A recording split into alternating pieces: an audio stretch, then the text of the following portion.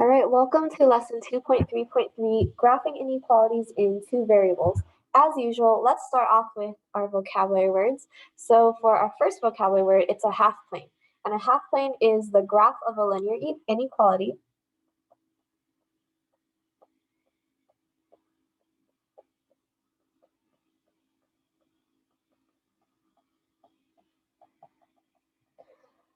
Or half of a coordinate plane.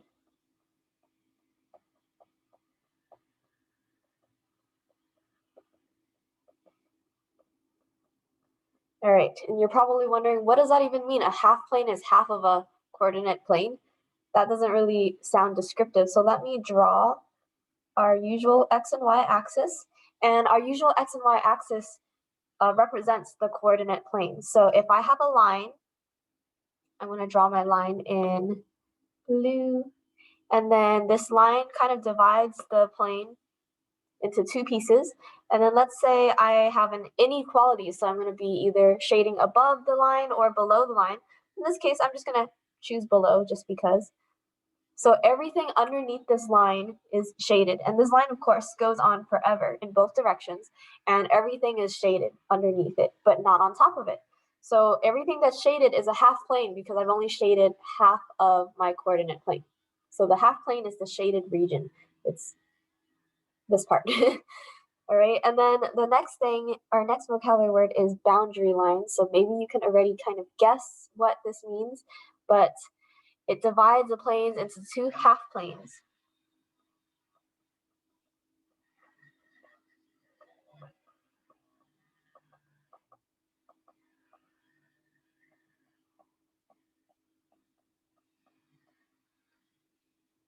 Okay, and the inequality symbol will indicate which half plane contains the solution. So in our example over here, this must be a y is less than some equation, so that means we're shading underneath because it's less than.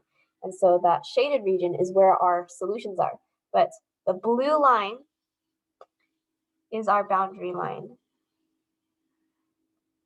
Okay, so that blue line is our boundary line in this little pictorial demonstration. Okay, so hopefully those two examples will help you guys out. Let's do part A now. Write a linear inequality in two variables to represent each problem situation. Define each variable. Wolverine is baking blueberry muffins and banana nut muffins for the X-Men Academy. He needs at least 175 muffins for the Academy. Okay, so we need to define each variable. I'm going to use B for blueberry muffins.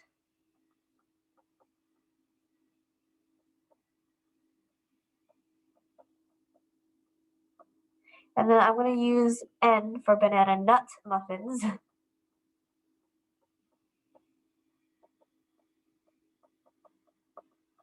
Okay, and so let's see.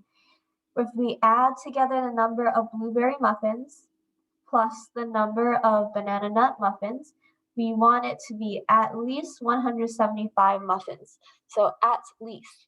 That means you want more, but you can also have 175. So that means you want more, so greater than or equal to 175. And here is our inequality. So B plus N is greater than or equal to 175. And that's it for number one. So I want you guys to try number two on your own, so you can pause the video here and try it out, and then I'll help you out in the end after you pause your video. So pause now. Okay, so maybe you're unpaused now. Let's take a look at number two. Shania needs to buy pencils and paper for school. Pencils cost 75 cents each, and a pack of paper costs $1.50 each. She has $9 to spend. So let's see. I don't know what letters you used, but pencils and papers both start with P. So I'm just going to use X and Y. X equals pencils. Oops. And then Y equals paper. It's okay if we use different letters. It's totally fine. I just happen to choose X and Y. Okay, so pencils cost 75 cents each. So I'm going to say 0.75 multiplied by X. And then a pack of paper costs $1.50 each. So I'm going to say 1.50 multiplied by Y. And then she has $9 to spend. So I cannot go over $9. I must be less than or equal to $9. So I will have less than or equal to $9. Because if she spends less than $9, then that's good. She has enough money. She can spend equal to $9 because then she has exactly enough money, but we definitely cannot spend more than $9. So that's why it must be less than or equal to $9. All right, so that was part A, and I'll see you guys in the next video.